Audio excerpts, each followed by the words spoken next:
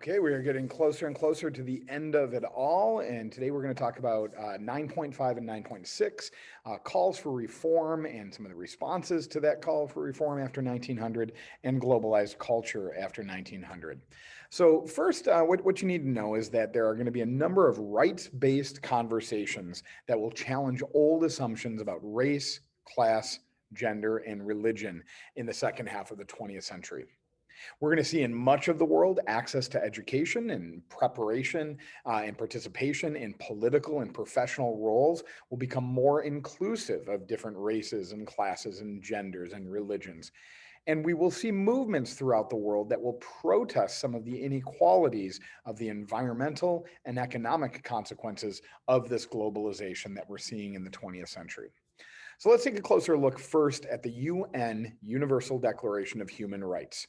In 1948, the United Nations would echo some of the concepts from the Nuremberg trials at the end of World War II and the human rights violations that were seen in the Second World War to develop the UN Universal Declaration of Human Rights.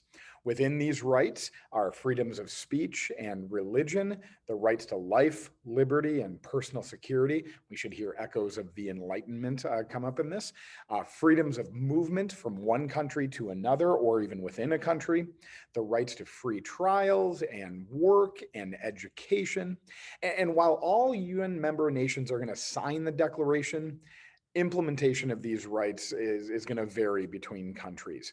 For example, in South Africa, the apartheid movement, which was South African segregation of the white majority or white minority, pardon me, keeping the black majority on the outskirts of the social and economic lives in South Africa. This obviously is not going to fit with the UN Declaration of Human Rights and will lead to protest movements of that. With regard to women's rights in the 20th century, we are going to see many women across Western nations and around the world start to receive the right to vote early in the 20th century and then later for some other nations. For example, the United States in 1920, by 1945, Japanese women are gaining the right to vote, Indian women following independence in 1947, in Morocco and North Africa in 1963. But inequalities are still going to persist for women in many of these societies. As part of the civil rights movements that swept across the West in the 1950s and 60s, women's groups in the United States, Europe, and Japan will seek equal employment, education, and socio-political status with men as part of what we call the second wave of feminism. We saw a first wave in the 19th century following the Enlightenment. Here's a new wave of a feminist movement. Despite the gains made by women in Western cultures and increased government participation in some communist nations like Russia, China, and in Cuba, many human rights violations would remain around the world. For example, children being forced into armies in many African countries like the Sudan that have seen a lot of conflict in recent decades. Ethnic genocides that we've already discussed are going to kill millions in places like Rwanda.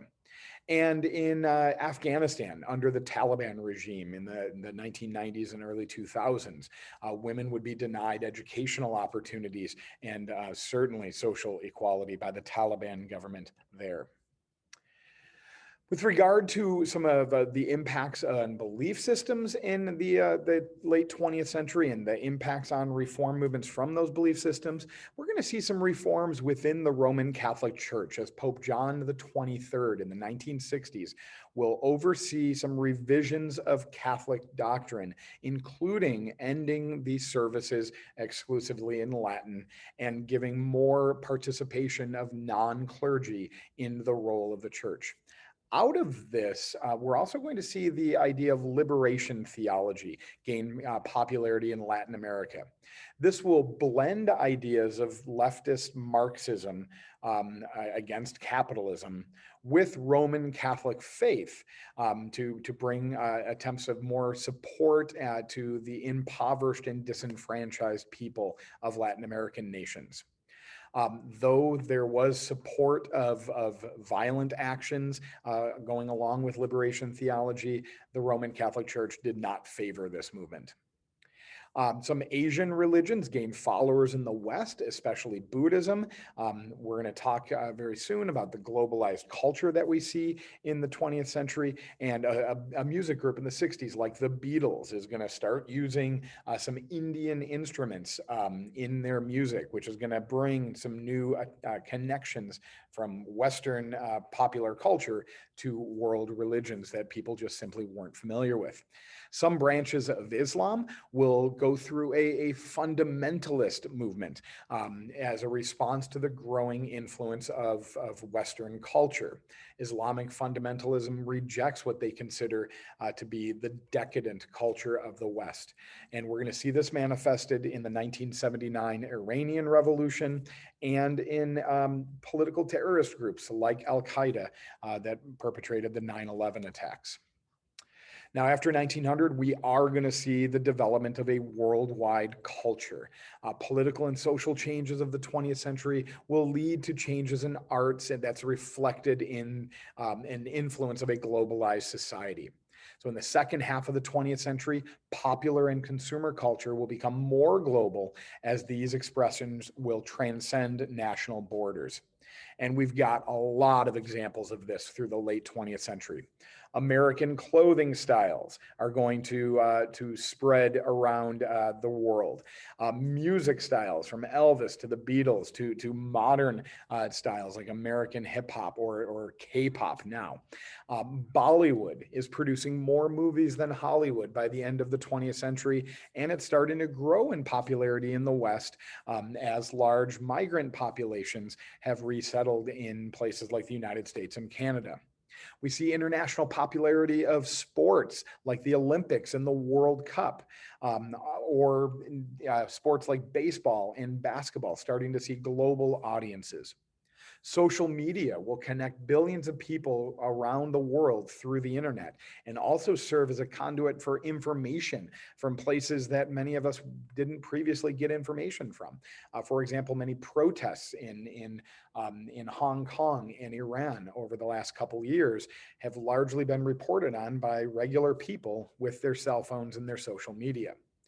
Global consumer culture is going to grow and supported through e-commerce like eBay and Amazon and Alibaba. And international corporations like Coca-Cola and Toyota will see worldwide acceptance and spread. So their labels and their products can be found in every corner of the globe. So what do you want to take from this unit? The UN Declaration of Human Rights will signal that Enlightenment ideas that began in the previous period are now going to become an international expectation, although they're not fully realized. We are going to see some changes in religious norms in Catholicism, Islam, Buddhism, Hinduism, and technology will aid in interconnectedness, which will lead to a more globalized popular and consumer culture. And we'll see you next time.